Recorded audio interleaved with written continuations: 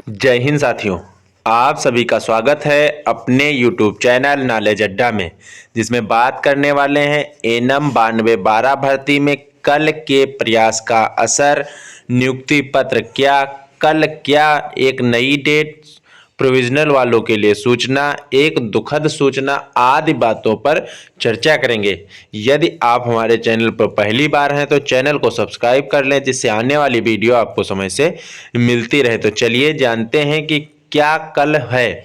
तो बता दें कि कल मुख्यमंत्री जी का कार्यक्रम गोरखपुर में है, तो वहां भी आप लोगों को प्रयास करना है। बता दें प्रयास क्यों करना है, तो प्रयास इसलिए करना है क्योंकि आप लोगों ने देखा होगा कि कल के भरसक प्रयास की वजह से ही प्रोविजनल वालों के लिए आगे कार्यक्रम बढ़ाया गया है। तो ये कल के प्रयास का ही नतीजा है, जो आप लोगों ने देखा है कि प्रोविजनल वालों के लिए भी डेट जारी कर दी गई है। तो ये चीजें हैं, आप लोगों को बता दें कि 28 की सुनवाई आज जो होने वाली थी तो वो नहीं होगी, अगली डेट भी मिल गई है। तो ये सब चीजें इस वीडियो में जानेंगे। तो चलिए सबसे पहले दिखाते हैं कि प्रोविजनल वालों के लिए जो वो निकला हुआ है, तो चलिए वो देखते हैं।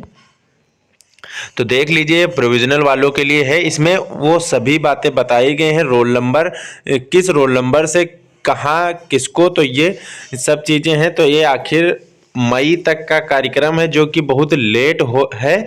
तो ये चीज़ें हैं, बस थोड़ा मई तक है, ये धीरे धीरे कार्य होगा। लेकिन यही चलिए बहुत बड़ी बात है कि हाँ, अप्रैल से इनका कार्य शुरू कर दिया जाएगा। तो ये 14 को डेट भी लग गई है। तो ये देख लीजिए आप सभी लोग, आयोग के विज्ञापन संख्या 2 परीक्षा 2021 स्वास्थ्य कार्यकर्ता मुख्य परीक्षा के अंतर्गत स्वास्थ्य कार्यकर्ता हेतु विज्ञापित कुल पद 9212 पदों के सापेक्ष 8831 अभ्यर्थी का अंतिम चयन परिणाम 6/8 को घोषित किया गया था। अब देख लीजिए कि 6/8 को रिजल्ट घोषित कर दिया गया था, तब से अभी कितना टाइम हो गया है। तो उक्त चयन परिणाम में 1622 अभ्यर्थी के अवबंधित रूप से सम्मिलित थे। अवबंधित चिन्हित उक्त 1622 अभ्यर्थियों की सुनवाई आयोग कार्यालय में निम्नलिखित कार्यानुसार की जानी निर्धारित है। तो ये देख लीजिए 3/4/2023 से लगाकर, यहाँ देख लीजिए 3/4/2023 से लगाकर 15/5/2023 तक सबका कार्यक्रम है। तो औपबंधिक चिन्हित 1622 अभ्यर्थी को अध्यक्ष द्वारा सूचित किया जाता है कि वह अपने समस्त शैक्षिक एवं आरक्षण संबंधी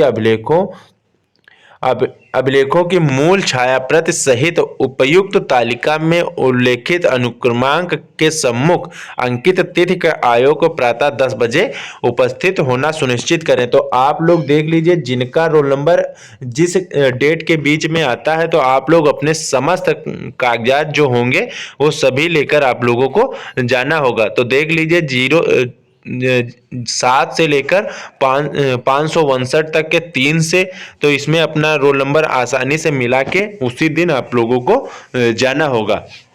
तो ये है, अब दिखाते हैं कि आपको नई date generated, computer generated date आप लोग देख लीजिए। तो ये है, देख लीजिए इसमें 14/4/2023 को कंप्यूटर जनरेटेड लिस्टेड ऑन, तो ये लाइकली लिस्टेड ऑन दिखा रहा है। तो ये यानी कि अब सुनवाई 14 को ही होगी। तो ये चीज़ें हैं, आप लोगों के प्रयास की वजह से ही कल आप लोगों ने देखा, तभी इतना प्रयास किया, इतनी भीड़ बनाई, तभी जाके ये चीज़ें सामने निकल कर आ रही हैं। तो ये भीड़ थी कल की, तो कल काफ़ी ज़्यादा संख्या में अभ्यर्थियों के द्वारा प्रयास किया गया है। तो ये सभी लोगों को कल के लिए धन्यवाद, क्योंकि इन्होंने इतना। और बता दें कि कल आप लोगों को एक और महत्वपूर्ण सूचना है कि चुनाव आयोग ने ओबीसी को आरक्षण मामले में हरी झंडी दिखा दी है। तो अब चुनाव भी होना सुनिश्चित हो गया है। तो ये केस लिस्टेड यहाँ भी देख लीजिए, ये पूरा हमने निकाला था। तो 14/4/2023 कंप्यूटर जनरेटेड इस तरीके से भी दिखा रहा है। तो इसमें पूरा रजिस्टर्ड, किस दिन रजिस्टर्ड हुआ था, डेयरी नंबर, ये सभी चीज़ें इसमें है। तो पेंडिंग अभी दिखा रहा है। तो कब सुनवाई होगी। बस एक सुनवाई हो जाए, बाकी चीज़ें क्लियर हो जाएंगी। तो कब सुनवाई होगी ये पता नहीं, लेकिन आप लोगों को प्रयास उसी तरीके से करते रहना है, क्योंकि जब तक आप प्रयास नहीं करेंगे तब तक कुछ नहीं देखने को मिलेगा। क्योंकि देखा होगा कि इतने दिनों तक ये कुछ न डेट दिखा रहा था, न प्रोविजनल वालों का, न कुछ हो पा रहा था। तो इसी से आप लोगों को इसी तरीके से संख्या बल में आप लोगों को कल गोरखपुर में भी प्रयास करते रहना है, और प्रयास करने से ही कार्य आसान होगा। बाकी आप लोगों को बता दें कि कल दुखद सूचना है, जहां तक कि अभ्यर्थियों के द्वारा कल भी बताया गया था कि हमारे 5 साथियों की डेथ हो चुकी है। उनका साफ कहना था कि डेथ डिप्रेशन की वजह से ही हुई है। तो अब ये सरकार है कि इतने दिनों से ज्वाइनिंग नहीं दे रही है, जिसकी वजह से बताओ 5 लोगों की डेथ भी हो गई है। तो ये आप लोगों को कल की सूचना भी बताते हैं, जिसमें ये एक चयनित अभ्यर्थी की डेथ हो गई है। तो चलिए वो ऑडियो भी दिखाते हैं और पूरा मामला आपको समझ में उसमें भी आ जाएगा। तो आप लोग वो ऑडियो सुन लीजिए, जिससे आप लोगों को कल के दुखद सूचना की खबर आपको समझ में आ जाएगी। तारीख है 27 मार्च। जो भी ऑडियो सुन रही हूँ उन बहनों को नमस्कार बोलता हूँ और एक दुखद समाचार बताना चाहता हूँ कि रात में एक और चयनित बहन का देहांत हो गया। बहुत ही दुखद समाचार। ऑडियो बनाते नहीं बन रहा है। बहुत हम लोगों के करीबी थी, सुप्रीम कोर्ट में, हाई कोर्ट में हम लोग के साथ मुकदमा लड़ी थी। अंततः सब कुछ सही रहा। उनका 2 परीक्षाओं में पास होकर के चयनित भी हो गई। लेकिन नियुक्ति पत्र वितरण के पहले जब 20 तारीख को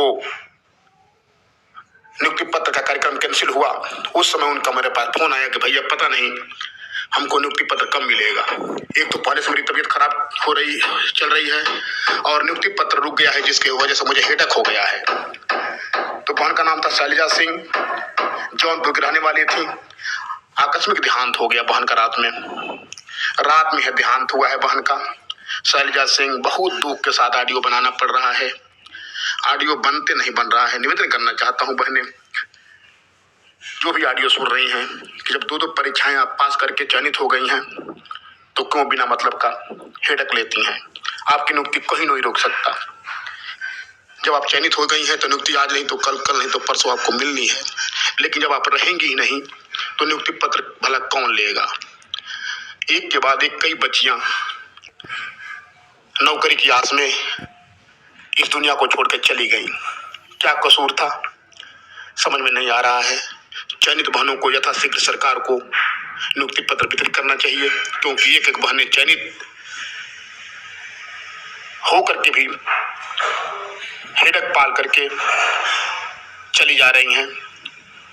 इनका पहले स्वास्थ्य खराब था, लेकिन जैसे ही नियुक्ति पत्र वितरित होने वाला था, उसके पहले जो उनकी वेदना थी कि पता नहीं लाल साहब भैया मेरे जीते जी हमको नियुक्ति पत्र मिलेगा कि नहीं मिलेगा, बस मिल जाता तो मुझे संतुष्टि हो जाती। बहुत दुख हो रहा है। रात में ही बहन का देहांत हुआ है शैलजा सिंह का।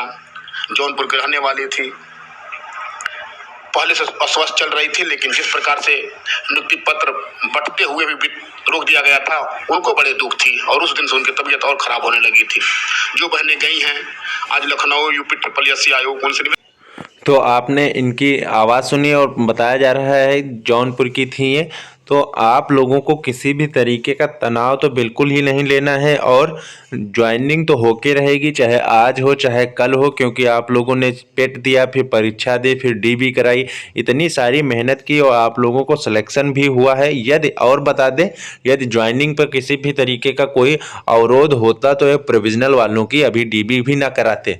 तो ये चीज़ें हैं कि आप लोग अपना धैर्य बना के रहिए और किसी तरीके के बिना फालतू के तनाव में ना आए, क्योंकि ज्वाइनिंग तो होगी। अब किया भी क्या जा सकता है इसमें, तो भरसक प्रयास इसी तरीके से करते रहिए, जिससे चीज़ें हाईलाइट होंगी और आप लोगों को जल्द से जल्द कुछ ना कुछ अवश्य सुनने को मिलेगा। तो चीज़ें पता होती रहती हैं। इसी तरीके से जब आप प्रयास करते हैं तब चीज़ें आसानी से सामने आती हैं। बाकी तो आप लोग खुद ही जान रहे हैं कि किस तरीके से भर्ती हो रही है, क्या है, क्योंकि तब ही बताया गया था कि 277 को रोक के बाकी की नियुक्ति पत्र दी जाए। कुछ कार्य आगे नहीं हुआ। तो ये चीज़ें हैं। तो आप लोग वीडियो को लास्ट तक देखने के लिए आप सभी का धन्यवाद। चैनल पर बने रहिए और चैनल को सब्सक्राइब कर लीजिए, जिससे आने वाली खबर आपको समय से मिलती रहे। मिलते हैं अगले वीडियो में अगली किसी जानकारी के साथ, तब तक के लिए धन्यवाद।